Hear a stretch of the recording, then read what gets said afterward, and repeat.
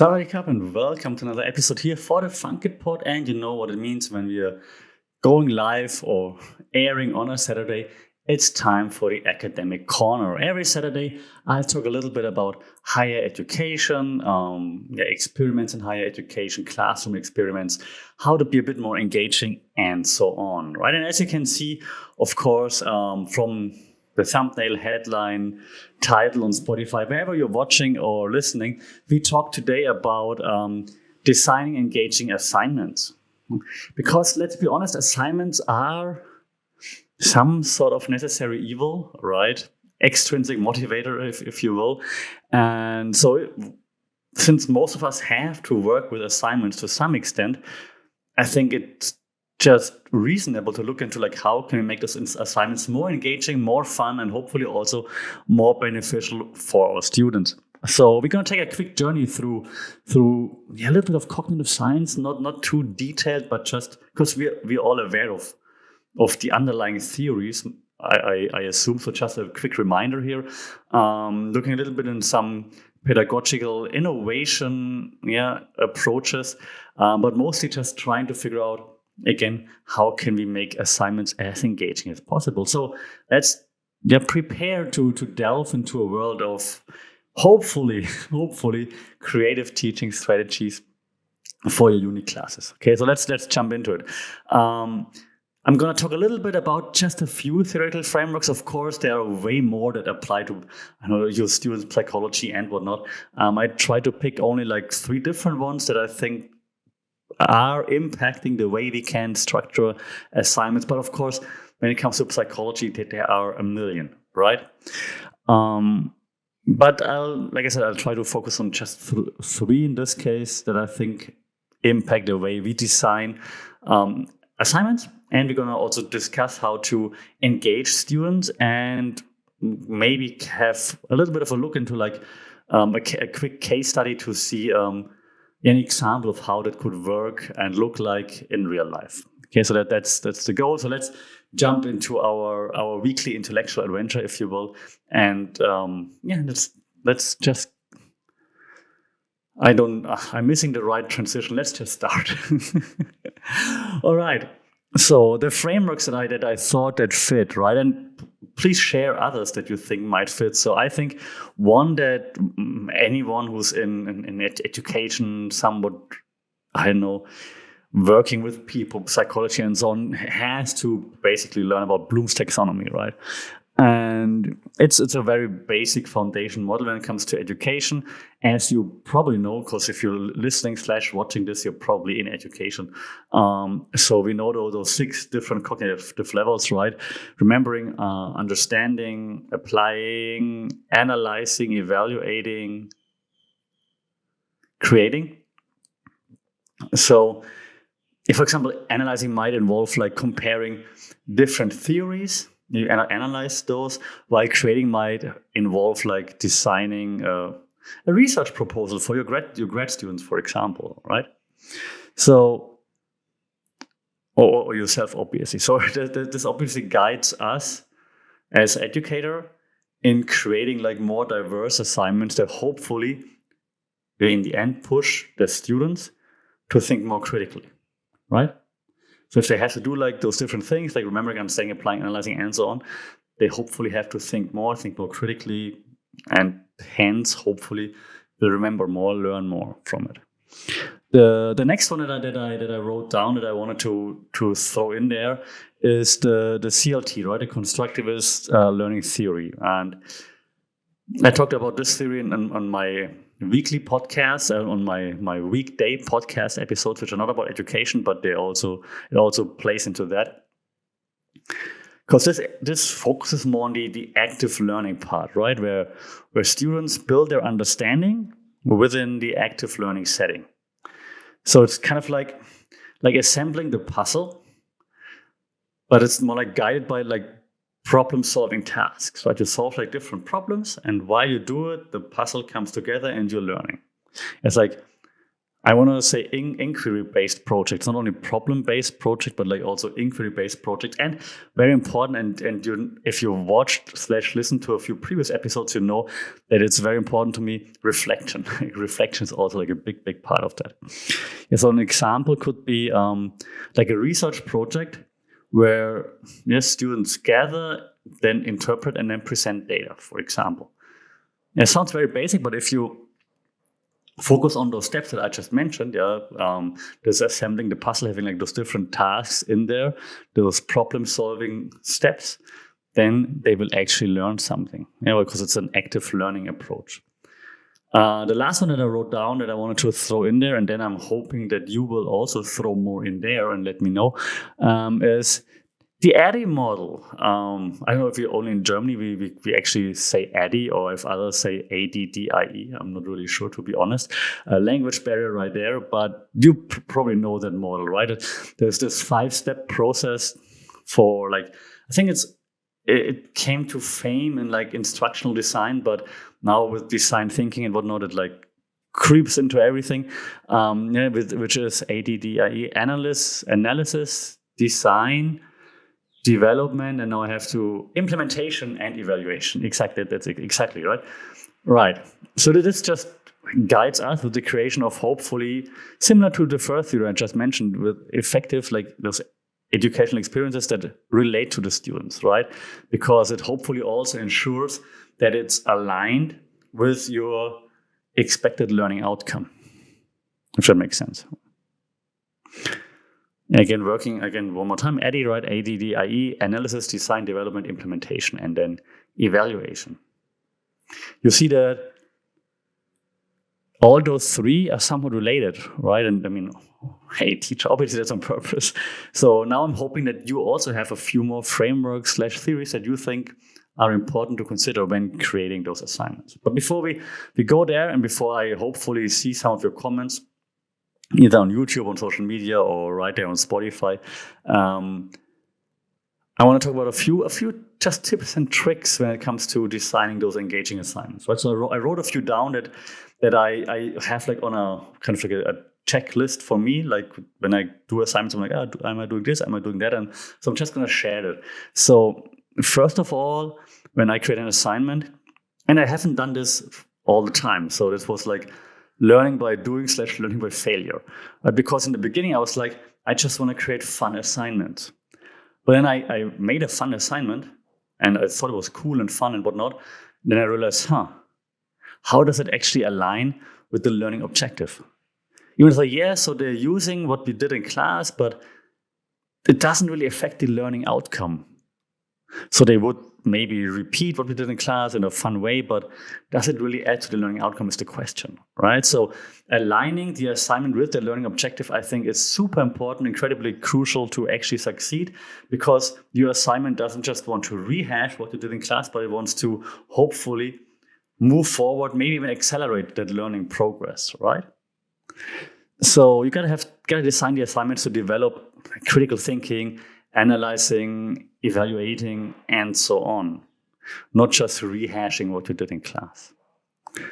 In order to do this, a second point that I have on my checklist is always use real-world problems. Don't just use made-up stuff like in primary school, maybe even in high school, right? A, students realize when it's made up, and B, when they realize it's just not relatable. So use real-world problems. Like you could analyze like the economic impact of like recent events, for example, to make it more relevant, to create more relevance, right? Students will appreciate that. They're like, hey, okay, it's actually related to what's happening in the real world. I'm exposed to this anyways. Oh, now I can use what I learn in class with this real world problem. Cool. Yeah, so I think that helps. What also helps, and in the beginning, I also didn't like it that much because it's very just much work, but provide choices. Yeah, let students choose topics or formats or whatever, because if they have a choice, then that usually boosts motivation. You don't just assign them randomly. They're like, that sucks. But they're like, hey, okay, I picked it. I'm into this. If you cannot like implement choosing topics, at least let them choose the format, for example, the way they present that assignment, for example, right? As long as they have a choice, they're going to be a little bit more motivated. The next step, and I'm hesitating now because if you watched my previous video from last week or listened to last week's episode, I talked about my failure, but I still think it's important, collaborative learning. Obviously, everyone works with group projects, especially if you're big classes, right? We know they foster creativity, understanding, teamwork, and whatnot, which is great. But go back to like a week from a week before this episode, like last week, you can also listen to me failing in creating groups. So if you want to create some groups, of course, it's a great idea using collaborative learning, but be aware of specific pitfalls, certain pitfalls. If you want to listen to me almost crying, check out the previous episode/video. I think it's also important, and we talked about this 2 weeks ago when we talked about the multimedia part, that it's important to blend different kind of media together, like using multimedia to appeal to diverse learning styles. Right? Not everybody wants to, read a book wants. Yeah, no one wants, but not everybody can learn well while reading a book. Not everybody can learn well while doing certain things. So if you blend different multimedia use together, different media together, then you can probably enhance the learning experience, which I think is a good thing, of course, right? You should also always, next step, always offer feedback. Like feedback is so important. So regular check-ins, if you have like a big final project at the end, right? For example, always offer feedback. If there's a project that runs for several weeks, always offer feedback. You can't just let it run and then just like, here is your grade B or C or whatever. Give them feedback, because people, you know it yourself. You learn from feedback. If you work on a research, you need some feedback, right? So feedback is important. So offer formative feedback. Yeah, regular check-ins on group projects, on individual projects.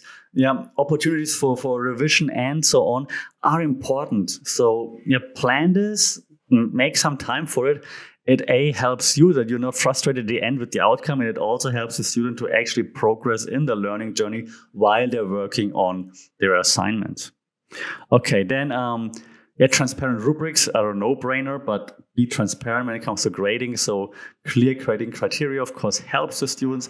I'm not a big fan of that either. I hate it because it's obvious what you should be doing, but it still helps the students to have like some kind of guidelines. So just share your grading rubric in the very beginning, so there are no discussions afterwards, right? What else do I have on my cheat sheet? Let me see. Oh yeah, encourage reflection, of course. Because, like I said earlier, reflection I think is very important. I'm a big fan of reflection. I think reflection fosters like this metacognition, if you will, right? And hence enhances learning. If you think about what you just did and why you did it and how you could do it better, then you're learning while you're thinking about it, and that's a great thing. So I think reflection is very important. Technology, back to 2 weeks ago, multimedia, technology, and so on, and edtech, also important. But do it thoughtfully. Yeah, use collaboration tools and software, yes, but it should also make sense and align with the learning objective. But we talked about this in the episode about technology and media and so on, right? But so yeah, I'm a big fan of it, big proponent, use it, but it should work. So if you have a coding class, use GitHub. If you don't have a coding class, you can't force students to be on GitHub because they're like, what am I doing here right now, right? So it should make sense. And lastly, and I talked about this in the tech class too, consider accessibility and inclusivity. Always provide alternatives to make sure that every student is on board. Every student can use your sources, access your sources. Make sure that every student succeeds, right? So accessibility, of course, is important. And just like inclusivity, but we talked about this for a whole episode, like also I think 2 or 3 weeks ago. So check this out again, because obviously, if it's not inclusive, accessible, then you just leave students, you lose them on the way, and that's of course not our goal. Okay, so potential case study. How could we apply all those theories in designing assignments, right? So for example, And I'm really just making this up now on the fly. I have a few bullet points, but I'm thinking of something different now because I think that might just resonate more. Like you're at you teach at uni, you have a business course. You redesign it with like what we had. I'm just using the theories that I mentioned earlier, like Bloom's taxonomy, the CLT, the ADDIE model, and maybe you face some challenges, like for example, issues in student engagement, and there are some inconsistent students in there that are performing inconsistently, right? So you could try to implement the strategies by revamping the assignment, for example, adding real world scenarios. Giving them like real business cases to crack, for example, working with real clients, for example. You could use like different multimedia approaches to make it more engaging rather than just slides in class or just like an assignment on your LMS. Give them different choices of like how they want to do their assignments, how they want to present, when they want to present, for example, and introduce like feedback loops, right? Give them like weekly or twice a week feedback or something like this. Then I think the results will change because you will have, by default, a higher student engagement. Because if you give feedback, they have to get back to you, so they have to be engaged already, right? This usually leads to better performance because when you're giving feedback, and even if I only feel like I'm forced to reply to my professor, but I have to think about what I'm saying, and I will learn by default already. Okay, and this will lead hopefully to positive feedback.